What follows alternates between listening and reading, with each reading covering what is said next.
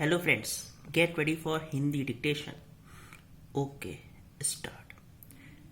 जैसा कि अपेक्षित था, भारत ने चीन के साथ सीमा विवाद को लेकर अमेरिकी राष्ट्रपति के मध्यस्थता प्रस्ताव को खारिज कर दिया।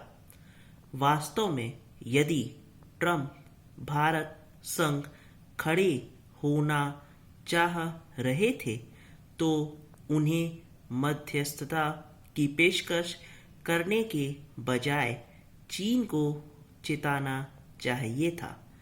पता नहीं क्यों उन्होंने ऐसा करने के बजाय यह बयान भी दाग दिया कि भारतीय प्रधानमंत्री ने सीमा विवाद पर उनसे बात की थी।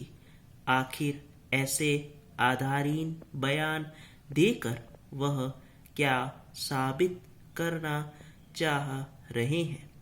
अमेरिकी राष्ट्रपति की तरह से चीनी नेतृत्व के इरादे को भी भांपना मुश्किल है।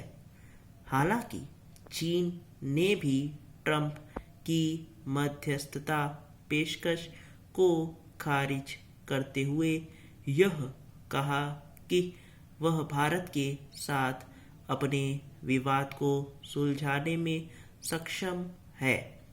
लेकिन यदि वास्तव में उसका इरादा ऐसा ही है तो फिर उसकी सेना भारतीय सीमा पर छेड़छाड़ क्यों कर रही है? लगता है चीन यह समझने को तैयार ही नहीं कि उसकी धरती पर पनपे कोरोना वायरस ने दुनिया भर में जैसी तबाही मचाई है, उससे उसके प्रति गुस्सा बढ़ रहा है। दुनिया का यह गुस्सा उसे बहुत भारी पड़ने वाला है। जब उसे अपनी छवि बचाने की चिंता करनी चाहिए, तब वह पड़ोसी देशों को तंग करने और दादागिरी दिखाने में लगा हुआ है। उसे इसकी कीमत चुकानी ही होगी। यदि चीन यह मान रहा है कि वह उग्रता का प्रदर्शन करके अपनी बात मनवा लेगा, तो आज के युग में ऐसा होने वाला नहीं है। भले ही वह विश्व महाशक्ति बनने को आतुर हो, लेकिन सच्चाई यह है कि उसके अधिकांश पड़ोसी देश उसे क्षेत्रीय और विश्व शांति के लिए खतरा मानने लगे हैं। वह केवल दक्षिण चीन सागर से जुड़े देशों को ही नहीं धमका रहा, बल्कि ताइवान को भी आंखें दिखा रहा है। अब तो वह हांगकांग पर भी अपने तानाशाही भरे कानून थोपने के लिए जोर जबरदस्ती कर रहा है। इसके नतीजे में वह केवल दुनिया भर में बदनाम ही नहीं होगा, बल्कि उससे दूरी बनाने वाले देशों की संख्या भी बढ़ती जाएगी।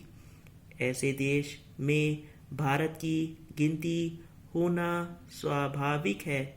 चीन अपनी भारत विरोधी हरकतों से भारतीयों के मन मस्तिष्क में अपने लिए अविश्वास भरने का ही काम कर रहा है। यदि चीन एशिया की एक मात्र शक्ति बनने के नक्शे में मनमानी करना जारी रखता है, तो फिर भारत के पास इसके अलावा और कोई उपाय नहीं कि वह उससे दूरी बनाने के ठोस कदम उठाए।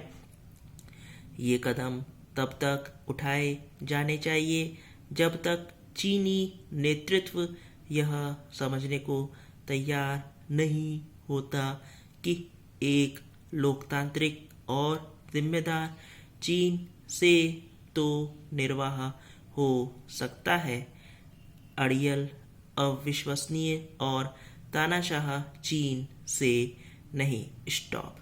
अगर आपको डिक्टेशन अच्छा लगा और चैनल को ज़रूर सब्सक्राइब करें। Thank you.